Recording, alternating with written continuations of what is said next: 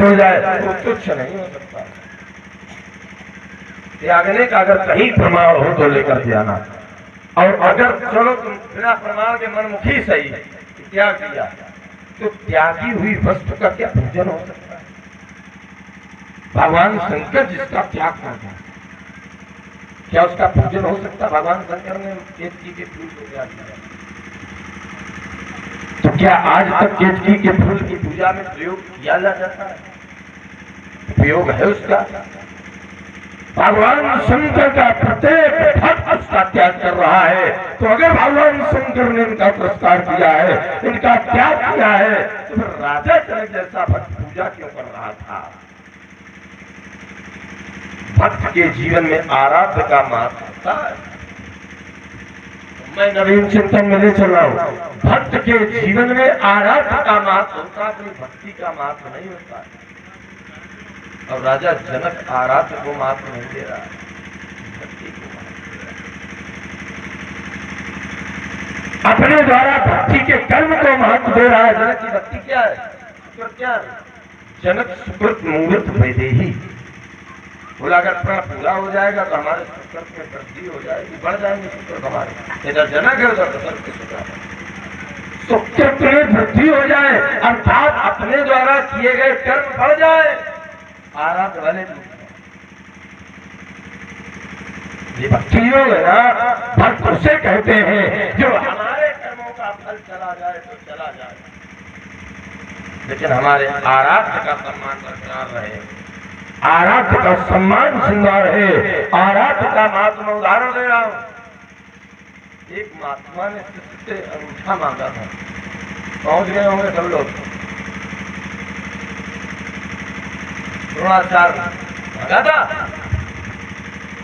तो एक रूपी भक्त ने आराध्य को महत्व दिया था, अपने गुरु को महत्व दिया था, जबकि जानता था कि अगर अंगूठा चला गया तो हमारी विद्या कोई काम की नहीं है। अपने कर्मों के फल को महत्व नहीं दिया। तो भगवान शंकर ने अगर त्यागा है तो फिर राजा जनक भगवान शंकर के भक्त है, पूजन नहीं करना चाहिए। और अगर पूजन कर रहे हैं तो भगवान शंकर की भक्ति में कहीं ना कहीं भाग है। तुमने कहा कि भगवान शंकर ने कहा था तो तोड़वा देना, तुम्हारे सफल हो गए मनोरथ। मैं विचार भी करने लगा कि भगवान शंकर ने, और मैं जानता हूं तुम जहां तक छलांग लगा सकते हो, तो हम इस बात का उत्तर तब करेंगे जब उसी ग्रंथ से, बेटे तुम जिस ग्रंथ में बोलोगे उसी के आसपास रख लो, हम लेंगे तुम्हें। और मैं जान रहा हूं जहां तक जा सकते हो, तो उसी ग्रंथ से पहले ये लाओ कि भगवान शंकर ने इन्हें आदेश कब दिया। एक क्षण आपको भगवान, आप कह रहे हो कि मैं जान सकता हूँ, क्या आप जा सकते हो, तो मैं भी जान सकता हूँ, आपको भी मालूम है, राजकुमारों में भी नहीं। तभी तो मैंने ये उत्तर लेकर के आओ कि भगवान शंकर ने धनुष तोड़ने के लिए राजा जनक को आदेश कब किया था। वहां से लाओ जहां पर तुम पहुंच रहे हो, और मैं जान रहा हूँ वहां पहुंच सकते लाओ, और मैं उसी ग्रंथ से इस बात का खंडन करूंगा। लाइए हम कुतर्क करके समाज को भ्रमित नहीं करते हैं, इसीलिए हम चाहते हैं आप श्लोक लाओ और उसका उत्तर हम करें तो लोगों की समझ में आएगी। और अच्छा आधा समय लेते हैं। अच्छा और कम समय में ही अपनी बात को प्रस्तुत करने का प्रयास करते हैं।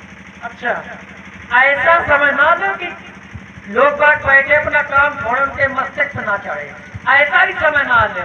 अरे कुछ लो, हम नहीं चाहते, हम तो चाहते तो हमसे और ज्यादा लो, बोलो, लेकिन कुछ मिले, ठीक है। और बड़ा महात्मा जी एक बात और बता दें, ये तो हमारी आपकी बात है।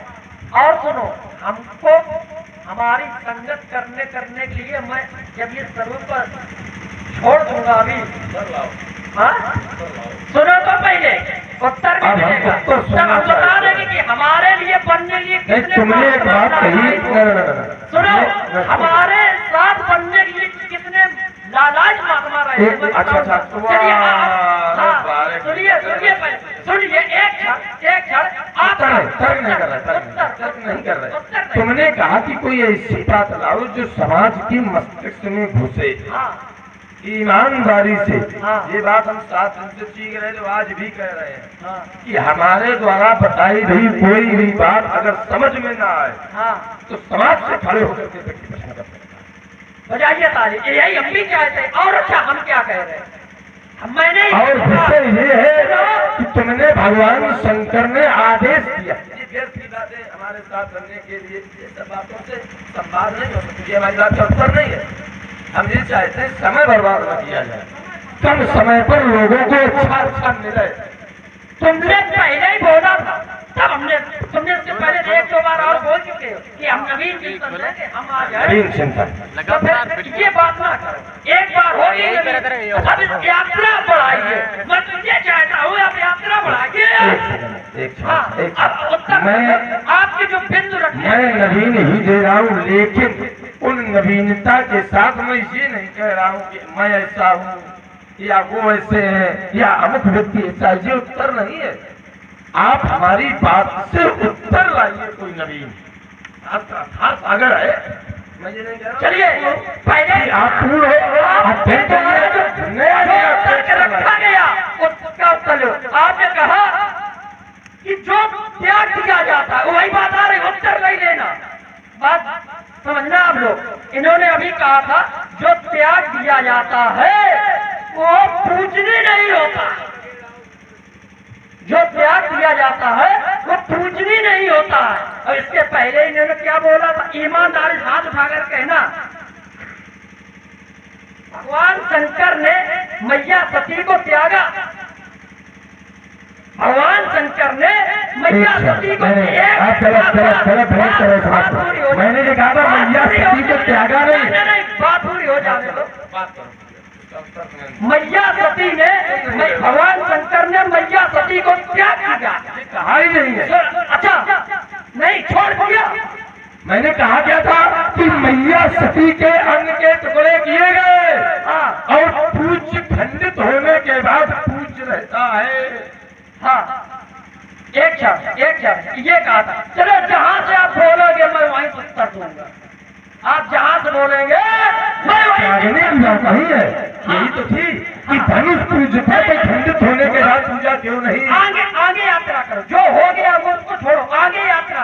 तुमने क्या कहा, अच्छा मैया के टुकड़े क्यों हुए, मैया को क्यों जलना पड़ा।